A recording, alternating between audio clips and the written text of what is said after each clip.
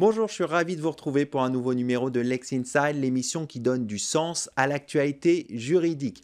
Du droit et rien que du droit. Au programme de ce numéro, on va parler préparation et tenue des assemblées générales. Ce sera dans quelques instants avec Christophe Vanotte, associé chez PDGB. On parlera également salaire des cadres avec Stéphane Bloch, associé chez Ogletree Dickens. Et enfin, on parlera des dispositifs fiscaux pour les entreprises innovantes avec Chahinez Medebert, associée fondatrice de Medebert Avocats. Voilà pour les titres. Lex Insight, c'est parti!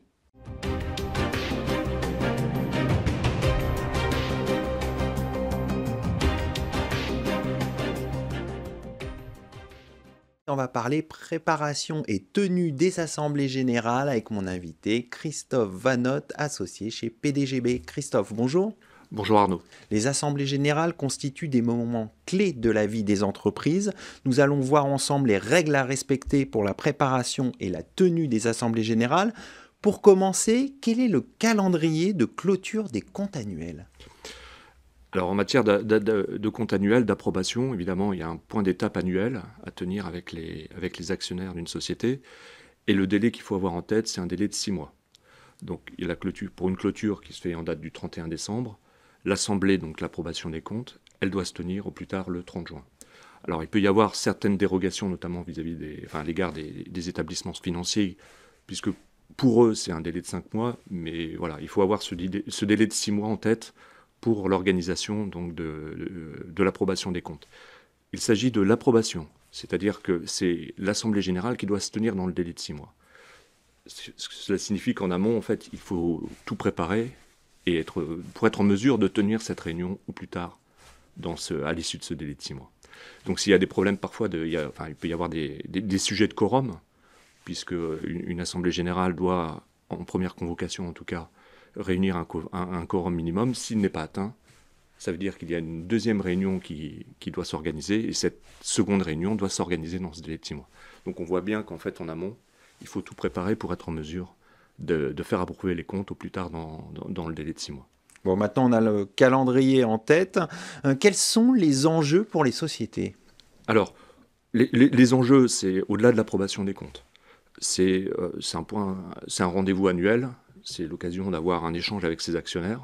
Donc, c'est pas si fréquent que ça, mais au moins annuellement, c'est important de pouvoir échanger, de leur présenter le projet d'entreprise, évidemment, le rapport d'activité au titre de l'exercice écoulé, les perspectives d'avenir.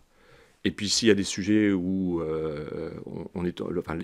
la société se porte bien et est en mesure de proposer des dividendes, c'est l'occasion, effectivement, de soumettre au vote des actionnaires la distribution d'un dividende, ce qui peut toujours être une bonne nouvelle pour eux. Donc voilà, c'est l'occasion d'avoir ce point annuel et puis de lui présenter un certain nombre de décisions. Donc, comme je vous disais, l'affectation du résultat au travers d'une distribution de dividendes, si les conditions sont réunies. Et il peut y avoir aussi d'autres sujets qui se greffent par rapport à sur l'ordre du jour. Le renouvellement des administrateurs ou des membres du conseil de surveillance. Des questions aussi s'il y a des modifications statutaires à prévoir. Et puis, il peut y avoir d'autres sujets de type extraordinaire. Donc dans ce cas-là, l'Assemblée générale, qui est une Assemblée générale annuelle ordinaire, devient une Assemblée générale annuelle mixte, notamment si c'est pour y intégrer des sujets de délégation en matière d'augmentation de capital, transfert de sièges, modification statutaire, comme je le disais. Alors on va parler de l'organisation de l'Assemblée générale. Quel est le cadre de l'organisation d'une Assemblée générale ? Alors, il y a plusieurs choses. Déjà, en amont, c'est le Code de commerce, dans sa partie législative et réglementaire qui donne beaucoup d'éléments de réponse. En amont de l'Assemblée, il y a une étape importante, c'est l'organisation, la préparation, la convocation. En la matière, il y a deux sujets. Ce qu'on appelle l'avis de réunion. L'avis de réunion, c'est une information qui doit être diffusée en informant, à l'effet d'informer les actionnaires qu'une réunion va s'organiser telle date. Et cet avis de réunion, pour une société cotée, doit être publié au BALO, bulletin d'annonce légal obligatoire, dans un délai de 35 jours avant la date de l'Assemblée générale. D'accord. Donc ça, c'est l'avis de réunion. L'autre point important, c'est la convocation en elle-même. Cette convocation, alors elle passe par un avis. Quand on est une société cotée, il faut le faire publier de la même manière que pour l'avis de réunion. Et quand on a des actionnaires au nominatif, ou dans une société qui n'est pas cotée, ça passe par un avis de convocation qui doit être envoyé par lettre recommandée avec AR dans un certain nombre de cas, ou par lettre simple. Ça dépend des situations. D'accord. Dedans, cet avis de convocation, ça, c'est un acte très important, puisque c'est ça c'est un acte juridique, et qui détermine le cadre de l'Assemblée générale. Exactement, qui le fixe. C'est-à-dire que les dés sont jetés. On ne peut pas revenir en arrière. L'Assemblée, doit se tenir à la date prévue, et à l'endroit prévu, et 2, l'ordre du jour. Donc on a établi son ordre du jour, j'y reviendrai, c'est un sujet très important, et on doit épuiser l'ordre du jour. C'est-à-dire que toutes les questions qui ont été toutes les questions qui figurent à l'ordre du jour doivent être évoquées et débattues. D'accord. Donc c'est un acte aux très enjeux importants, exactement. Donc, et cet avis de convocation, il y a un délai de 15 jours avant la date de l'Assemblée générale. Alors, on va revenir sur une période qui a été importante, la crise du Covid. On ne pouvait pas tenir les assemblées générales en présentiel. On a dématérialisé. Comment ça s'est passé concrètement, cette crise du Covid, et comment se sont tenues les assemblées générales? Alors effectivement, ça a été il y a 5 ans quasiment. Il y a eu des mesures de confinement qui ont été annoncées par le président et par le gouvernement. Donc il a fallu organiser. C'était évidemment ces mesures de confinement étaient peu compatibles, avec une réunion physique, puisque évidemment les mesures n'étaient pas tout à fait dans ce sens-là. Donc fin mars 2020, il y a eu une ordonnance qui a été prise par le gouvernement et qui a prévu des mesures alternatives pour favoriser effectivement des assemblées générales dans un contexte de huis clos, ou d'autres mesures d'approbation des comptes, parce que l'enjeu d'approbation des comptes reste important. Bien sûr. On ne peut pas ne pas approuver des comptes, en tout cas soumettre les comptes aux actionnaires. Donc il a fallu trouver des mesures alternatives, comme je le disais, les assemblées à huis clos, donc effectivement avec peu de personnes présentes, et donc il faut organiser ça à distance par des moyens notamment de téléconférence, de visioconférence. Donc il a fallu organiser ça dans un temps relativement court, premier point. Et il y a eu d'autres mesures alternatives, qui étaient notamment le report de l'Assemblée générale. Donc on avait un peu plus de délai que le délai de 6 mois que j'évoquais tout à l'heure, pour pouvoir tenir ces assemblées générales, ou pour certaines formes de sociétés, un mode de consultation des associés par écrit. Donc, c'est-à-dire que c'était pas forcément. Donc, on n'a pas privilégié des réunions physiques. Bien sûr. On a essayé de prévoir un mode de consultation un peu alternatif. Alors maintenant qu'on a vu cette situation inédite, intéressons-nous maintenant aux nouveautés du moment. Quelles sont-elles? Alors, il y en a eu quand même quelques-unes. Récemment, donc courant 2024, il y a eu la loi attractivité, qui est parue en juin 2024. Donc il y a plusieurs volets, plusieurs aspects, mais en termes de droit des sociétés, justement, il y a eu une partie qui concerne l'organisation des assemblées, avec très clairement un objectif d'aller dans le même sens que les mesures qui ont été prises lors du confinement. C'est-à-dire qu'on a privilégié des assemblées générales de plus en plus dématérialisées. D'accord.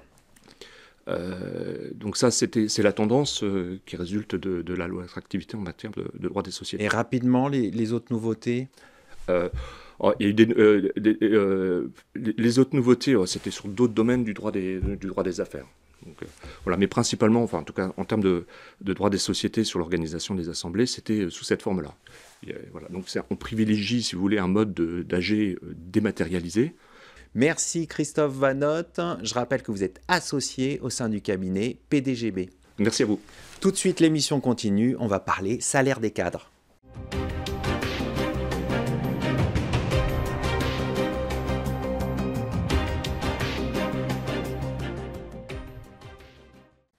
On poursuit ce Lex Inside, on va parler salaire des cadres, quelles informations, quels recours avec mon invité Stéphane Bloch, associé chez Ogletree Dickens. Stéphane, bonjour. Bonjour Arnaud. Alors tout d'abord, est-ce qu'il y a un salaire minimum pour les cadres ? Alors il n'y a pas à proprement parler de salaire minimum pour les cadres. Les cadres ont un salaire qui est fixé librement, toutefois. La limite, c'est effectivement dans certaines conventions collectives, il existe des minima, d'ailleurs dans quasiment toutes les conventions collectives, des minima en deçà desquels on ne peut évidemment pas descendre, mais à part ces minima, les salaires sont librement fixés par l'employeur. Alors, les salaires sont librement fixés. On va parler justement transparence des augmentations de salaire. Quelles sont les obligations en matière de transparence des employeurs vis-à-vis des augmentations salariales ? Alors, les augmentations salariales sont un sujet souvent épineux, parce qu'effectivement, ça remet en cause parfois un équilibre. Donc les obligations, c'est d'abord et avant tout de ne pas enfreindre le principe d'égalité et à travail égal, salaire égal. Donc les augmentations peuvent être librement décidées, mais à condition de ne pas opérer de discrimination avec des cadres qui seraient déjà en poste et qui, eux, n'auraient pas une augmentation en rapport avec ce qui est prévu pour un autre cadre. Maintenant, dans ce schéma, évidemment, il peut y avoir des critères qui sont pris en considération, comme les performances, comme les résultats, comme un certain nombre d'éléments qui peuvent justifier que des augmentations soient accordées à certains et pas à d'autres. Alors, un salarié peut s'estimer justement victime d'une inégalité de traitement de salaire. Comment doit faire le salarié ? Quels éléments de preuve doit-il rassembler pour prouver qu'il est victime d'une inégalité de traitement salarial ? Alors, en ce domaine, la charge de la preuve est aménagée. C'est-à-dire que, normalement, la charge de la preuve, si on s'estime victime de quelque chose, on doit l'établir de façon complète. Là, en l'occurrence, c'est un peu différent. Si on s'estime victime d'une discrimination salariale, d'ailleurs d'une discrimination en général, il est nécessaire, là je parle sur le plan civil, je n'aborde pas le volet pénal, mais au plan civil, il est nécessaire d'abord et avant tout d'établir des indices présumant que l'on est discriminé. C'est-à-dire, mon collègue, j'estime qu'il est dans la même situation que moi, mais je ne suis pas traité de la même façon. Donc je porte ces éléments et la charge qui incombe à l'employeur, c'est de démontrer pour quelles raisons il existe cette différence de traitement. Parce qu'une différence de traitement peut être tout à fait possible, peut être tout à fait légale, mais donc là, l'employeur doit démontrer que les indices qui sont mis en évidence par le salarié d'une éventuelle discrimination ou d'une éventuelle différence de traitement sont justifiés par des éléments objectifs qui sont parfaitement démontrables. Alors des éléments objectifs, vous dites, mais c'est quoi les critères pour justement justifier une différence de traitement ? Alors les critères sont assez larges, ils sont jurisprudentiels.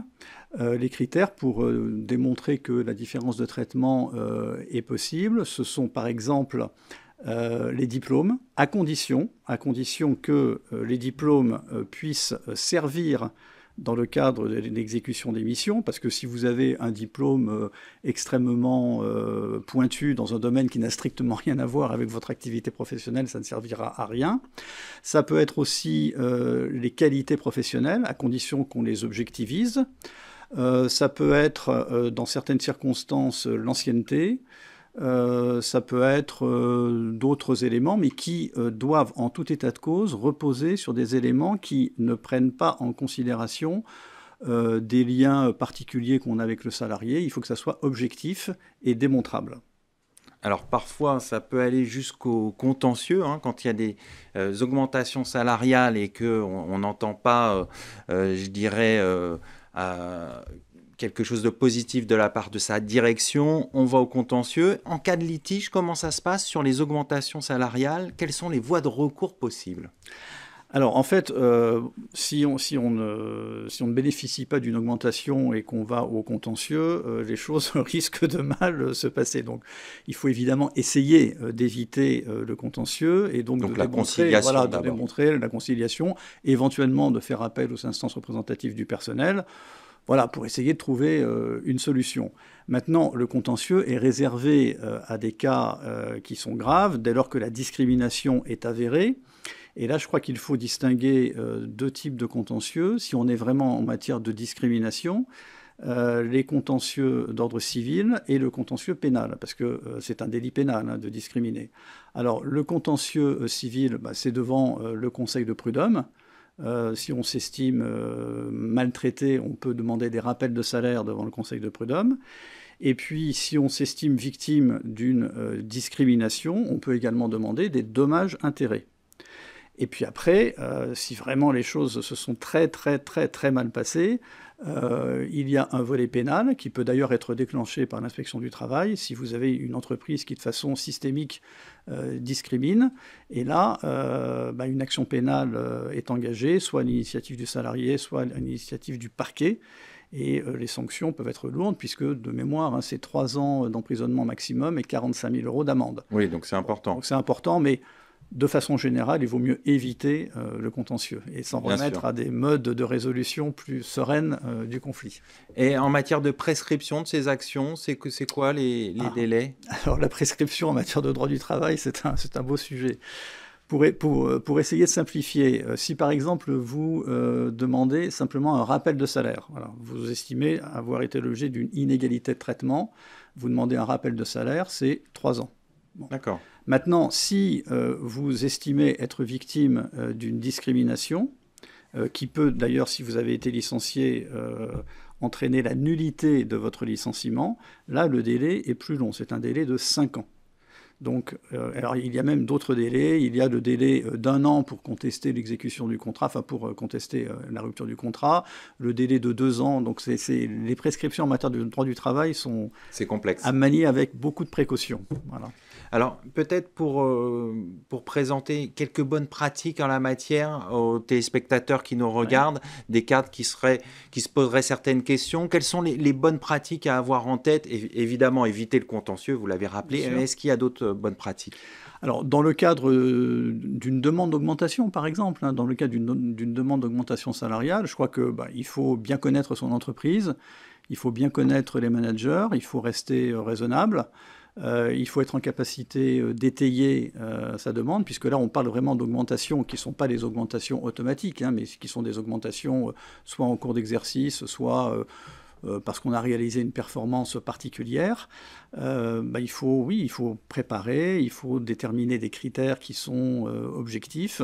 Et puis, oui, il faut se montrer raisonnable et conforme à la pratique générale de l'entreprise. Pas trop être ambitieux dans ses demandes, pas avoir des demandes extravagantes. Il faut être toujours ambitieux de façon générale, mais il ne faut pas que cette ambition concourt à un excès qui peut décrédibiliser totalement votre demande. Mais je pense qu'un cadre qui connaît bien son entreprise sait le faire avec tact et délicatesse. Ça dépend aussi de son parcours dans l'entreprise. Si vous venez d'arriver, vous êtes un jeune cadre, il faut aussi faire votre place. Et puis après, il faut aussi comprendre que la rémunération des cadres, c'est un point qu'on n'a pas abordé, mais la rémunération des cadres est multiple. Vous avez la rémunération, vous avez les primes, puis après, vous avez tous les avantages qui sont autour. Donc, il y a plusieurs leviers qui vous permettent d'obtenir ce que vous souhaitez dans le cadre de votre parcours au sein de l'entreprise. On va conclure là-dessus. Merci Stéphane Bloch pour cet éclairage. Je rappelle que vous êtes associé au sein du cabinet Ogletree Dickens. Merci beaucoup Arnaud. Tout de suite, l'émission continue. On va parler des principaux dispositifs fiscaux pour les entreprises innovantes.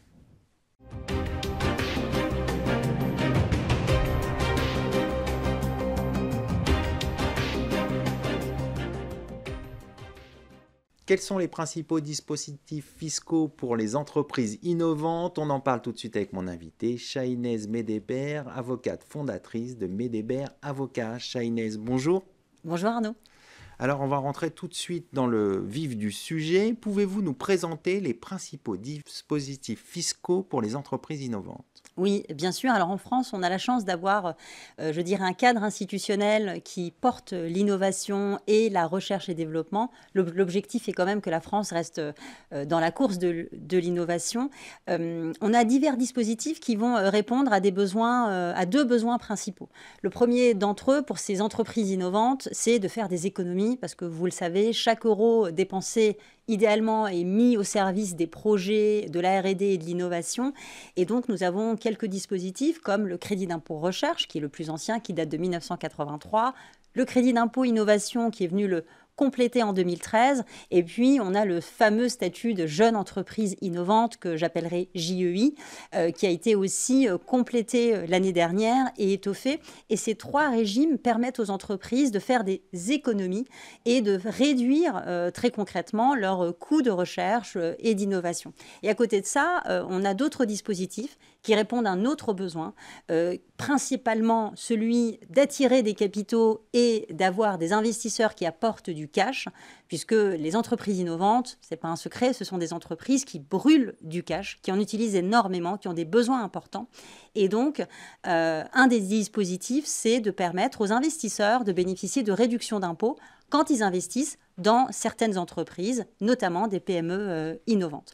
Et je mentionnerai très rapidement un autre dispositif qui ne répond pas à ce besoin d'avoir plus de cash et donc d'investissement en capital, mais plutôt d'attirer des talents. Et notamment que ces talents ne partent pas outre-Atlantique, notamment. Et j'adresse particulièrement le dispositif des BSPCE, qui sont les bons de souscription de parts de créateurs d'entreprises, qui permettent d'attirer des talents et de leur faire bénéficier d'un partage de valeur créé collectivement. Voilà. Alors, on voit qu'il y a de nombreux dispositifs fiscaux pour les entreprises innovantes. On va s'intéresser tout d'abord au statut des jeunes entreprises innovantes. Quelles sont les conditions pour obtenir ce statut ?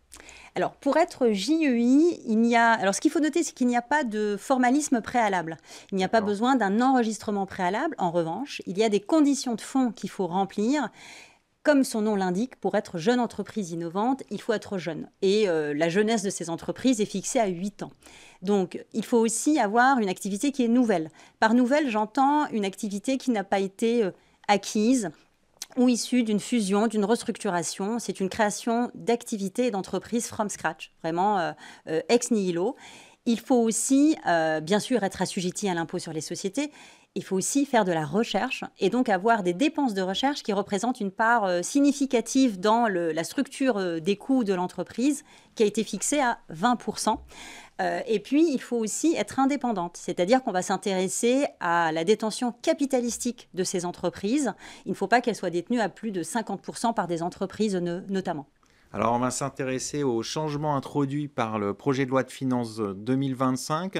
Concrètement, quelles sont les modifications apportées par le PLF 2025 pour les entreprises innovantes ? Alors, le projet de loi de finances pour 2025, je dois bien l'avouer, ne donne pas un très bon signal pour ces entreprises. En fait, on a vu ces dernières années, et c'est confirmé avec ce dernier projet de loi et cette loi de finances qui a été votée, par des réductions en fait, de ces avantages fiscaux, par un rabotage de ces dispositifs. Notamment, je parlais du CIR tout à l'heure, on a une assiette qui est réduite et donc un avantage fiscal in fine pour ces entreprises qui est réduit. Le crédit d'impôt innovation, le C2I, il est réduit également, son taux est abaissé. On a aussi des avantages en termes d'exonération d'impôts des JUI, notamment qui se sont rabotés. Donc, je dirais que la loi de finances, sans rentrer dans plus de détails, parce qu'après, on peut rentrer dans une granularité plus fine, mais crée quand même je dirais, un contexte un petit peu moins dynamique pour ces entreprises innovantes. Et on peut noter que c'est assez malheureux dans un environnement où il y a quand même une forme de course à l'innovation, notamment en matière d'intelligence artificielle. Alors, on va s'intéresser aux exonérations fiscales. Quelles sont les exonérations fiscales et sociales offertes aux JEI ? Alors, quand on est une JEI et quand on est également une jeune entreprise innovante de croissance, qui est une autre catégorie qui a été créée l'année dernière, eh bien, on peut bénéficier de deux types d'exonération, de réduction, à la fois fiscale et sociale. Alors, sur le fiscal, je tiens à préciser que le régime a changé pour toutes les entreprises nouvelles nouvellement créées à partir du 1er janvier 2024. D'accord. Toutes ces entreprises-là n'ont plus d'exonération fiscale. Seules en bénéficient les entreprises innovantes qui ont été créées jusqu'au 31 décembre 2023. Et dans ce cas-là, elles ont une exonération totale d'impôt sur les sociétés au titre de la première année bénéficiaire et de 50% au titre de la deuxième année bénéficiaire. Parce que ce sont des entreprises qui sont très souvent déficitaires les premières années du fait de leurs activités de recherche. Et tant qu'elles n'ont pas trouvé, entre guillemets, elles ne peuvent pas avoir des résultats fiscaux bénéficiaires. Et le deuxième volet qui pour moi est le plus essentiel et qui ne remet pas du tout en cause l'intérêt de ce dispositif, c'est l'exonération de charges sociales patronales. Cette exonération perdure, quelle que soit la date de création de l'entreprise, et elle porte sur une période de 8 ans, soit la période sur laquelle ces entreprises peuvent bénéficier de ces régimes. Alors, on va s'intéresser maintenant à un autre dispositif, ce sont les crédits d'impôt. Donc, vous les avez mentionnés, crédit d'impôt innovation et crédit d'impôt recherche. Quels sont les objectifs de ces crédits d'impôt ? Eh bien, les objectifs de ces crédits d'impôt, quand ils ont été créés, c'est de soutenir la recherche et l'innovation en France, c'est de permettre à nos entreprises françaises de rester compétitives dans cet écosystème. Ce sont des crédits d'impôt qui ont été réfléchis pour être complémentaires. Ils ne sont pas exclusifs l'un de l'autre. Donc vous avez le crédit d'impôt recherche qui porte, je dirais, davantage sur la recherche fondamentale, appliquée, le développement expérimental. Et puis vous avez le crédit d'impôt innovation, le C2I, qui lui va porter sur des travaux qui sont davantage près de la commercialisation. On va s'intéresser au développement de prototypes, d'installations pilotes, de nouveaux produits. Lui va vraiment s'intéresser au caractère de nouveauté sur un produit ou une prestation de service qui arrive sur le marché. Et donc, vous pouvez avoir des entreprises qui bénéficient sur certaines phases de leur projet du CIR et puis sur d'autres du C2I. Donc, les deux peuvent être complètement complémentaires. Et très concrètement, pourquoi ça soutient les activités d'innovation et de recherche en France ?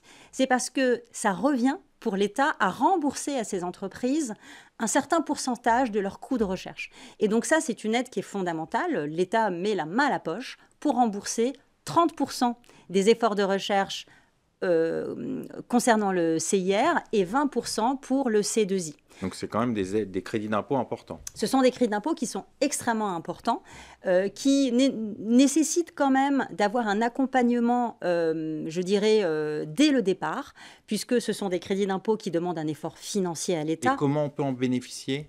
Alors pour en bénéficier, il faut simplement faire une déclaration annuelle. Donc ça, c'est sur le plan du formalisme. Une déclaration, par exemple, en 2025 sur toutes les dépenses qui ont été faites en 2024.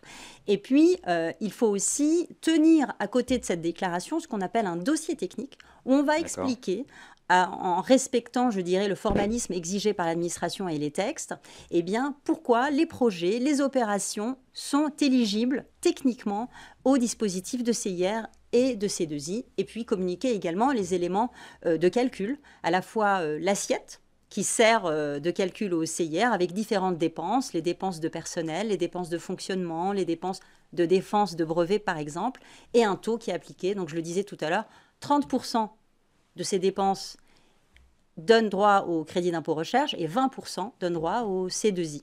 Et les entreprises, très concrètement, ont un crédit d'impôt qu'elles utilisent pour payer leur impôt sur les sociétés. Et si elles n'en payent pas ou pas assez, l'État les rembourse. D'accord. On va conclure là-dessus. Merci Chahinez Medébert. Je rappelle que vous êtes associée fondatrice de Medébert Avocats. Merci Arnaud. C'est le moment de se quitter. Merci de votre fidélité. Restez curieux et informés. À très bientôt sur Be Smart for Change.